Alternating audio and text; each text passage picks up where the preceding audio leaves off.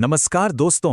चलिए आज की इस दिलचस्प चर्चा को शुरू करते हैं, जहां हम एक क्लासिक बंगाली बाल कविता मेडले यानी कविताओं के एक बहुत ही खूबसूरत मिश्रण की दिलचस्प दुनिया को खंगालने वाले हैं।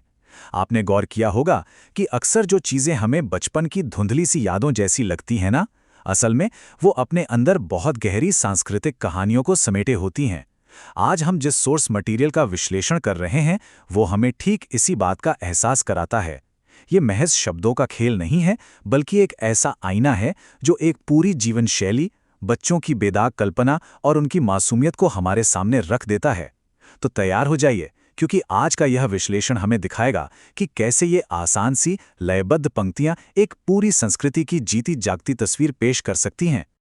आगे बढ़ने से पहले एक नज़र आज की हमारी इस यात्रा के मुख्य पड़ावों पर डाल लेते हैं।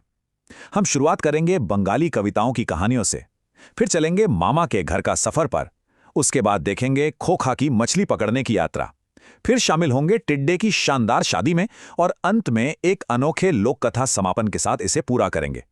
तो चलिए सीधे अपने पहले खंड की ओर बढ़ते हैं।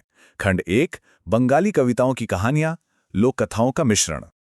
अब यहाँ सबसे जरूरी बात जो हमें समझनी है वो ये है कि ये कोई एक लंबा उबाऊ गीत नहीं है, बिल्कुल नहीं, बल्कि ये 3 अलग अलग बेहद जीवंत कहानियों का एक खूबसूरती से बुना गया संग्रह है। और कमाल की बात यह है कि इनमें से हर एक कहानी की अपनी एक अलग मजबूत पहचान है। हमारे सोर्स मटेरियल में इन तीनों को बहुत ही बारीकी से एक साथ पिरोया गया है, जिसमें आपको मिलेगा पारिवारिक प्यार, बच्चों की वो प्यारी सी शरारत और जानवरों की एक बिल्कुल ही जादुई दुनिया। सच कहूं तो यही अनोखा मिश्रण इसे ऐसा बनाता है कि ये एक ही झटके में हमारे अंदर कई सारी भावनाएं जगा देता है। चलिए अब आते हैं हमारे दूसरे खंड पर। खंड 2, मामा के घर का सफर, मामा बाड़ी की खुशी। और इस सफर की शुरुआत होती है इस बेहद मशहूर और आइकॉनिक पंक्ति से, ताई ताई ताई मामा बाड़ी जाएं। जरा सोचिए, ये सिर्फ एक साधारण सा वाक्य नहीं है। ये दरअसल उस जबरदस्त उत्साह और खुशी की आवाज है जो एक बच्चे के दिल में तब हिलोरे मारती है जब उसे पता चलता है कि वो अपनी दुनिया की सबसे पसंदीदा जगह पर जाने वाला है। क्या इसे सुनकर आपको भी अपना बचपन याद आ गया? अगर हम इसके शाब्दिक अर्थ पर जाएं तो ये कविता मामा के घर की एक बेहद रोमांचक यात्रा का वर्णन करती है। बंगाली संस्कृति में जिसे मामा बाड़ी या मामा का घर कहा जाता है, वो सिर्फ ईंट पत्थर की कोई जगह नहीं है। इसे लोक कथाओं में एक ऐसे स्वर्ग के रूप में देखा जाता है जहां लाड़ प्यार की लिटरली कोई सीमा ही नहीं होती। सोर्स मटेरियल भी हमें यही बताता है कि महज इस जगह का ख्याल ही मन में एक असीम खुशी और मजा भर देता है। और इस स्लाइड पर जो तुलना है वो इसे बिल्कुल स्पष्ट कर देती है। एक तरफ है रोजमर्रा का आम जीवन, जहां कड़े नियम है और हर वक्त डांट का डर बना रहता है, और दूसरी तरफ है मामा का घर। स्रोतों में बड़ी ही खूबसूरती से कीलचोड़ नाइक का जिक्र किया गया है, जिसका सीधा सा मतलब है कि वहां किसी भी तरह की मार या डांट का कोई डर नहीं है, एकदम फुल फ्रीडम। और स्वागत का तरीका देखिए, मामी प्यार से ठीक दरवाजे पर ही दूध भात यानी दूध और चावल परोसती हैं। ये असल में बचपन के उस सबसे सुरक्षित और खुशनुमा माहौल का परफेक्ट सिंबल है, जहां आपकी हर छोटी बड़ी गलती खुशी खुशी माफ कर दी जाती है। चलिए अब रुख करते हैं अपने तीसरे खंड का। खंड 3, खोखा की मछली पकड़ने की यात्रा, एक शरारती कहानी। जरा इस कोट को देखिए, देखो देखो खोखा माछ धोरते जाए, यानी देखो देखो लड़का मछली पकड़ने जा रहा है। यहां जो एनर्जी है ना, वो कमाल की है। ये एक छोटे बच्चे के उस जबरदस्त उत्साह को पकड़ती है जो किसी बहुत बड़े और अहम मिशन पर निकल रहा हो।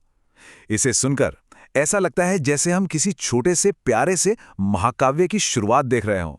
अब इससे पहले कि हम आगे बढ़ें, हमारे मुख्य पात्र को जान लेना बहुत जरूरी है। खोखा ये महज एक नाम नहीं है, बल्कि बंगाल में एक छोटे लड़के के लिए इस्तेमाल होने वाला एक बहुत ही प्यारा और स्नेहपूर्ण शब्द है। ये घर के उस लाडले बेटे को दर्शाता है जो अपनी मछली पकड़ने की छड़ी लेकर पूरे जोश के साथ निकला है। लेकिन हमारे इस उत्साही युवा हीरो को अंदाजा भी नहीं है कि उसके सामने एक बहुत ही अप्रत्याशित बाधा आने वाली है। और यहां से शुरू होती है असली कॉमेडी। ये 3 चरण कविता की हास्यपूर्ण गति को बिल्कुल सही तरीके से दर्शाते हैं। होता यह है कि एक साधारण सी मछली पकड़ने की यात्रा तब एक बड़ी सी बेतुकी विफलता में बदल जाती है जब एक शरारती चोर मेंढक, जिसे बंगाली में कोला बेंग कहते हैं, वहां आ धमकता है। हमारा खोखा पूरी तैयारी के साथ नदी किनारे जाता है, लेकिन स्टेप 2 में ये मेंढक आकर उसका फिशिंग फ्लोट ही चुरा लेता है। नतीजा स्टेप 3, मछली भी भाग जाती है और सारा शिकार खराब। ये लोक कथाओं में छिपी वो मासूम कॉमेडी है जहां प्रकृति अक्सर इंसानों की बड़ी बड़ी योजनाओं पर पानी फेरकर हमें हंसा जाती है। अब हम बढ़ते हैं अपने चौथे खंड की ओर, जो यकीनन सबसे दिलचस्प है। खंड 4, टिड्डे की शानदार शादी, जानवरों की दावत। इस आखिरी कहानी में हमारे नए और बहुत ही खास नायक से मिलिए, फोर्डिंग बाबू यानी टिड्डे महाशय। और ये कोई मामूली टिड्डे नहीं है, ये एक अविश्वसनीय रूप से भव्य पार्टी दे रहे हैं। यहाँ आप मानवीकरण यानी इंसान जैसी हरकतें जानवरों में दिखाने का एक बेहतरीन उदाहरण देख सकते हैं। जंगल की जमीन पर एक साधारण सा टिड्डा अब एक सजीला दूल्हा बन चुका है, जो पूरी शानो शौकत के साथ अपनी शादी रचा रहा है। और इस शादी की जो मुख्य विशेषताएं हैं, या कहूं जो गेस्ट लिस्ट है, उसका बेतुकापन तो लिटरली देखने लायक है। जरा विजुअलाइज कीजिए। एक छिपकली है जो बाकायदा टोपी पहनकर जोर जोर से ढोल बजा रही है। कंधों पर एक पूरी की पूरी पालकी उठाई जा रही है। और चींटियां वो इस खास मौके के लिए सज धज कर आई हैं। ये एक बेहद रचनात्मक और जादुई दृश्य है, जो हमें याद दिलाता है कि बच्चों की कल्पनाओं की वाकई कोई सीमा नहीं होती। अब भाई, शादी है तो दावत तो होगी ही, लेकिन यहाँ कमाल की बात यह है कि इस काल्पनिक कीड़े मकोड़ों की शादी में भी हमारी गहरी सांस्कृतिक चीजों को कैसे पिरोया गया है। दावत हरी घास पर एक छतरी के नीचे चल रही है, जिसमें पारंपरिक व्यंजन परोसे जा रहे हैं, जैसे तले हुए स्नैक्स, गर्मा-गर्म लूची यानी पूड़ी और लाजवाब संदेश यानी मिठाई। भले ही ये दुनिया जानवरों की हो, लेकिन दावत का मेन्यू पूरी तरह से 100% प्रामाणिक बंगाली है। और दोस्तों, सच कहूं तो यही वो तरीका है जिससे हमारी लोक कथाएं संस्कृति को कल्पना के साथ मिक्स करके अगली पीढ़ी तक पहुंचाती हैं। और इसी के साथ हम आते हैं अपने अंतिम खंड पर, खंड 5, एक अनोखा लोक कथा समापन। अंत में ये पूरा विश्लेषण हमें एक बहुत ही गहरे सवाल के साथ छोड़ जाता है।